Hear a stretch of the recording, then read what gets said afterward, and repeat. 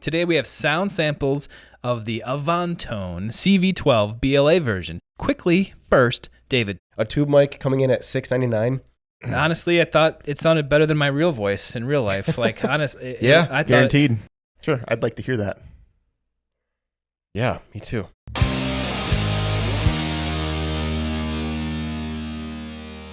Welcome to Pixel Pro Audio's Unfiltered. I'm Tay, this is David, and that is Jay. Today we have sound samples of the Avantone CV-12 Blackline audio mod version. We have 3 different sound samples to show you and to have you listen to. But first, David, tell us what the Blackline audio mod is. Yeah, so they did a lot to this mic. So the original CV-12 was kind of known for the high-end bump. They used it on Taylor Swift's vocals. It's a very bright mic. So they put a new circuit in it that tames the high-end bump. They also swapped the original K67 capsule for a CK12 style, which adds more low end. They added a coupling capacitor for more transparency in the output. And they also made a lower noise power supply to reduce noise in the circuit. Okay. So it sounds like it's almost a completely new microphone. Yeah. Compared to the CV-12. Maybe it's CV-12 inspired, but this is not just swapping out some capacitors and calling it a day. This is like a very heavily modified microphone. Yeah, they actually did swap caps as well. They have Nichicon and Wema. Okay. And then they have a new faux alligator skin case and a Jetson shock mount. Wow. Okay, so it's really practically a different microphone. So, yeah. All right. Seems like it. Let's get to the sound samples. Yeah. Here, check it out, and then we'll come back around the drum and discuss it.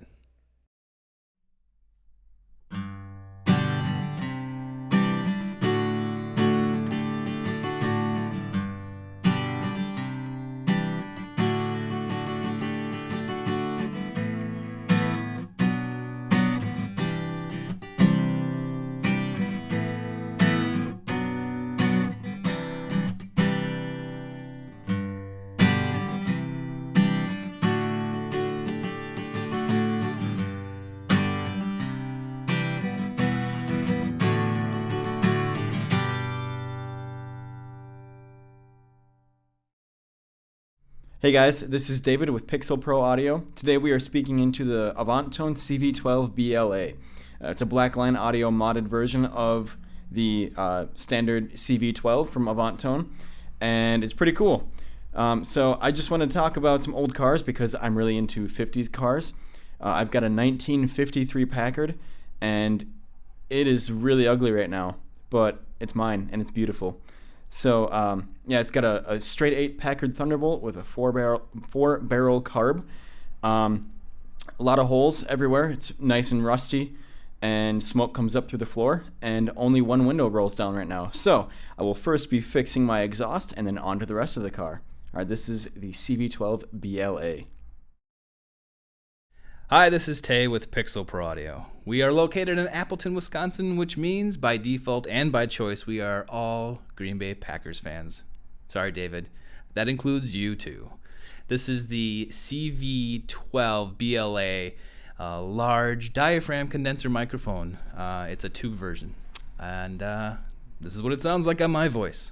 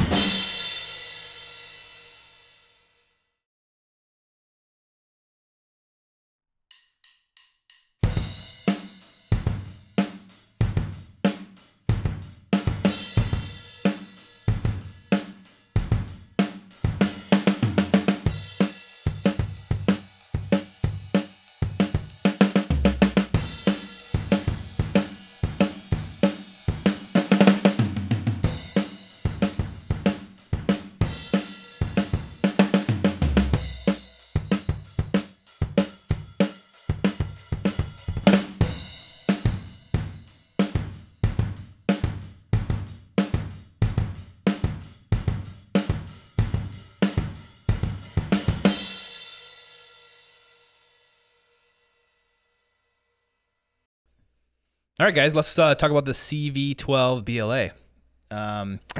We had the acoustic guitar first, so let's start with that. I was surprised by its clarity and brilliance, to be honest. I think it sounded great, and compared to other tube microphones, like, I don't know, I think it pretty much shined here. What do you think? I wouldn't say it had brilliance. I would say it had a lot of body, which was nice. They tamed the high end on this mic compared to the original, and for acoustic guitars, I tend to look for a little bit of a high end shine. Okay. But that said, I did really like the body of this mic. It sounded pretty good. It was like pretty great. Yeah. And it sounded like I was in the room with the acoustic. Yeah. What did you think of the acoustic guitar? The acoustic guitar was my favorite sample of the bunch. I like a full-bodied guitar, especially acoustic guitar. I don't like super thin-sounding, very clean guitars, and I thought that this had a nice, natural, full-bodied sound. And that's what I like typically, unless you're doing like a really dense mix, but I usually don't love acoustic guitars and dense mixes. So for me, this is like, I loved it on acoustic guitar. Yeah. I thought it sounded just so natural and pleasant sounding. I was impressed with that. Let's move over to voice. We had my voice sample and your voice sample. Man, I honestly thought it sounded better than my real voice in real life. Like, honestly, I thought, guaranteed. Yeah. I was shocked again of how well it sounded on my voice. I thought there was the full dynamic range there for me, and it was clear and transparent. I really liked the low end it added to your voice. It made you sound girthier. I don't know. Yes. And I would say the same thing for you. It did make you sound girthier. There was a little bit of sibilance on the S's that I would have tamed with a de-esser or something, but that's always the case with you. Yes. Except for maybe with this microphone. Yeah, he has very pronounced S's. But I really liked how it sounded on your voice in particular. And it was a really nice sounding microphone on vocals. We were trying to be like about 6 inches away, talking just past it so we don't get the plosives, but you noticing we had some room sound in there? Yeah, there's a little bit of room sound in there, which is, that room has some live sound to it, and there's, that's just how it sounds. So that's the room. Okay. Well, let's get to my kind of, I don't know, not my favorite sound sample, but the most intriguing is the room microphone on drums. And we had it set back. You can see in the video in the other room, and you did the polar pattern of... I did the figure 8 pattern. We should note on the other samples we used cardioid. So this one was figure 8, and the capsules were on the side of the drum set. So one was capturing the reflection of the window, and one was capturing the reflection of the rest of the room. Okay. And then it was like not any direct sound of the drum set was coming into it. Okay. And so it was separated. We tried putting it above above my position. Sorry. But we decided to put it into the other room again where we had other room mics. We've done this before with a couple other room mics. So it was nice to have that comparison. I think we had done a Warm Audio 47 Junior. Yep. So when I listened to this, I have an opinion here, but I want to get yours first. Oh, don't start with me. Yes. I'm not a huge fan of that setup. Okay. I will say that because that would sound great in a room that is a better acoustic design than our live room. Okay. I don't like the sound of that room. So to me, it just sounds kind of boxy, and that's not a critique of the microphone.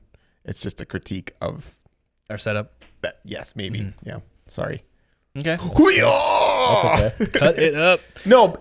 Okay, but truthfully, it when you bring it in little doses in the mix, it sounds decent. Okay. I thought it was like if the sound is a circle, I thought the circle was a little bit shrunk, like visually. Like I felt it was more compact or tighter than I would like. I would like a more wide open, more room sound, more and reverb. Maybe that's because of what our situation is here, but versus some other ones we've done in the past, I think it was more. It was tighter. Yeah. We'll let you have the final word. David's going to get the final word. He's going to say, I completely disagree with you guys. Well, I agree with you guys to a point. What I'm thinking about when I heard this was what I would do with it. And I think it really sounded great blended with the snare and the toms. So what I would do is I would gate this mono room track and sidechain it off of the snare and toms, so that when the snare and toms hit, the room gate opens up and you just get that explosion from that. Sure, I'd like to hear that. Yeah, me too. But whenever I do that with this kind of sound, like it's got that mid-range to it, it really cuts in a mix and it adds some depth to the snare, mostly. I think that's what I don't like about it is it takes up so much of the mix. It does take up a lot of space. And with the cymbals and the kick in there, I thought it was too much. Did you like the sound, David, of this microphone? I did. I would totally use one. And I think we have the first sound samples online, so if you guys have comments, let us know. Yeah. I really like the microphone. So, I'm not critiquing the microphone when I say I'm not a fan of the drum setup there. I loved the acoustic sound. The acoustic guitar sound that it gave us, and the voice. I was pleasantly surprised, and I would totally consider getting one of these. Yeah, purely based on that. Yeah, coming in at $699, I think it's a good microphone for the price point. But let us know. Not even like just price aside, it sounds great. It's just a good microphone. Yeah. And I was pleasantly surprised at it. I think you guys were too. It's just it's a nice sounding microphone. I would say that it met my expectations. I had high expectations for it because it's Black Lion Audio. They're putting the Black Lion name. I had high expectations and they were met. Okay, great. Solid. Let us know if your expectations were met also. Click the link below to sign up for our newsletter and our giveaways. And then also shop Avantone microphones in the link below as well. Thanks, guys, and we'll see you on the drum next time. We were pleasantly surprised. Can you guys say anything that I can use in the bloopers? You can use that. No, I can't. It'll be like beep, beep, beep, beep, beep, beep, beep, beep. It'll be like Morse code. Oh, nice. Just truncate it. Okay. Just cut like most of it out. Avantone. Did he say that? Yep. Oh, I make internal faces like this. Oh, that's a good one. I keep that inside. I'll have to watch that, Jay. It's good that yes. Thank you for the recommendation. So are we doing it? I'm Tay. This is David, and that is Day. Dale. This is David, my older brother David. This is Jamin and Day. I'm thinking of like. That's okay. Cut it up. Oh gosh, I can't. Never mind. I can't even say it. It's so horrible. How come everything you say sounds dirty? That's you. No, we're not doing the show. No, we're not. I thought about that earlier, and I'm not ready to do that. I don't know. Okay. We don't have like a thing. That's still going. Do you have something else to do? No. Okay. Did we get an intro for this? We don't need one.